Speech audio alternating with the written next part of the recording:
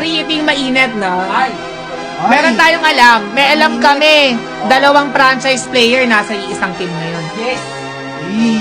Pares bagong team. Grabe. Sobrang palo daw yun eh. Balitaan ko eh. Super mega palo. Tinatalo daw nila yung Onyx, AP Brand, Blacklist. Agay. Yung pinapansin dito, pinalo nila ang Onyx. Yes. kung sila kalakas. Daming budget nun na para makuha yung 2 franchise player na yun. No? Yes. Buyout kaya yun? For sure. Buyout for sure. Magkaibang team yun.